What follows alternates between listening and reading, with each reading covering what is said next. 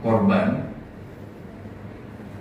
dengan inisial S atau kita sebut almarhum Sumarto, laki-laki, usia 53 tahun, kondisi meninggal dunia. Sedangkan kita sudah melakukan penahanan terhadap pelaku dengan inisial S bin almarhum N, usia 76 tahun, pekerjaan wira swasta, alamat Dusun Talun, RT 01 RW 01, Desa Sidogembul, Sukodadi, Lamongan. Sebanyak 6 orang saksi, antara lain adalah istri korban, ketua RT, kepala dusun, sekdes, istri pelaku ataupun ibu kandung, saya ulangi, mantan istri pelaku, dalam hal ini juga menjadi ibu korban. Kemudian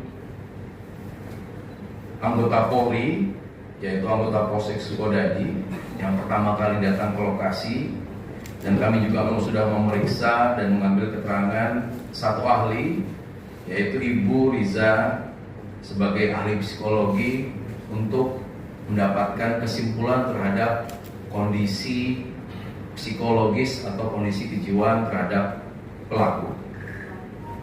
Berdasarkan hasil pemeriksaan psikologi, untuk menjawab pertanyaan rekan media, kami tegaskan bahwa kondisi tersangka saat ini dalam kondisi normal, tidak dalam kondisi gangguan jiwa.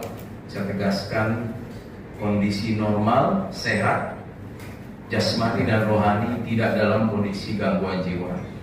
Dan tersangka secara sadar telah mengakui keterangan ataupun perbuatan yang dilakukan secara detail dan mengaku salah atas perbuatannya.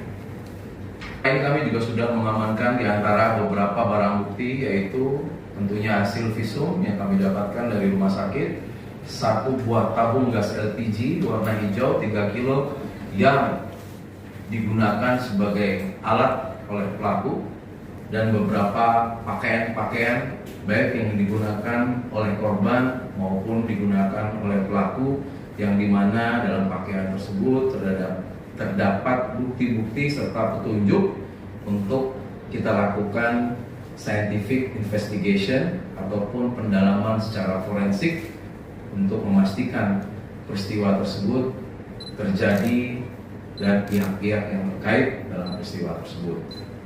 Kronologis peristiwa ini yaitu pada hari Jumat tanggal 23 Januari tahun 2026 sekira pukul 06.30, sesaat ketika istri dari korban pulang dari pasar, mendapati korban tertelungkup di ruang tengah dengan kondisi kepala tertutup bantal.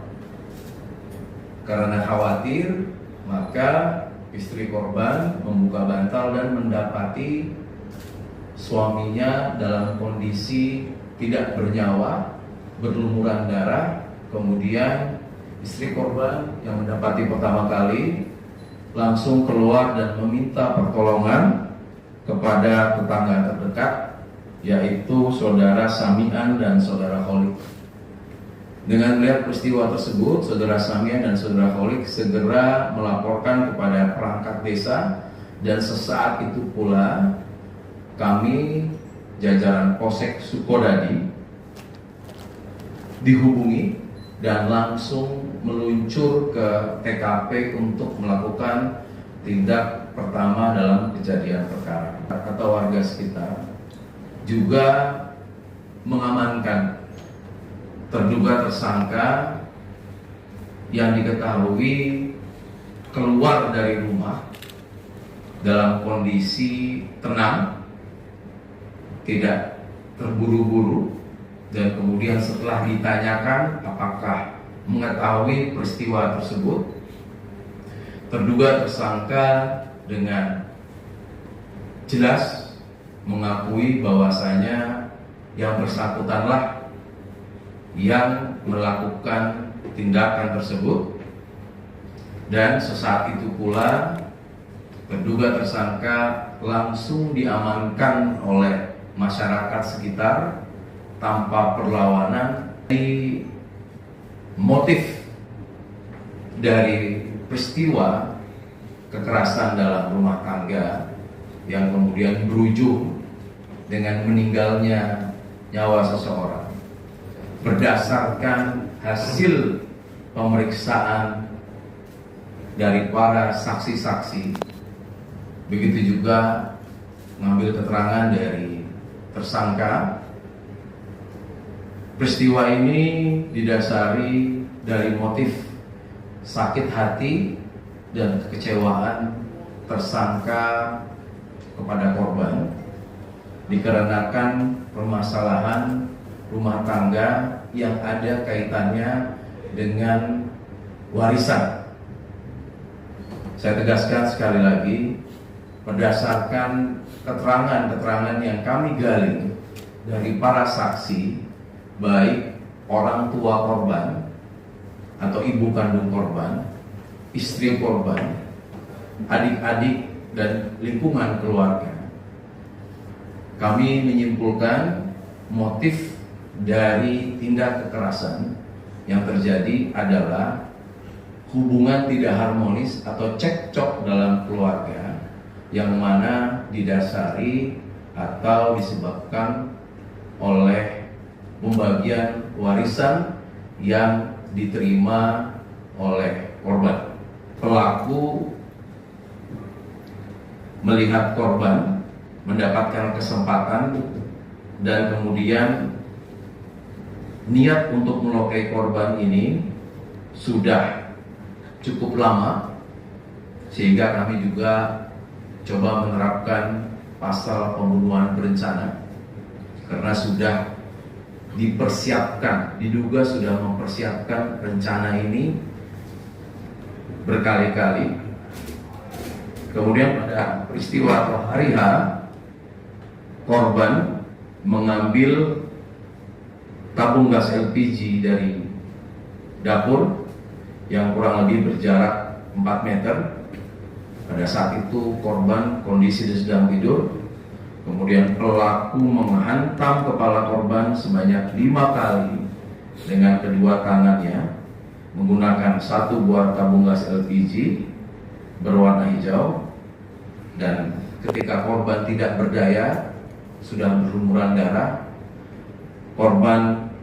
pelaku menutupi kepala korban menggunakan bantal supaya tidak diketahui. Pasal yang dipersangkakan adalah pasal 44 ayat 3 yang mana berbunyi, setiap orang dilarang melakukan kekerasan dalam lingkup rumah tangga yang mengakibatkan meninggal dunia.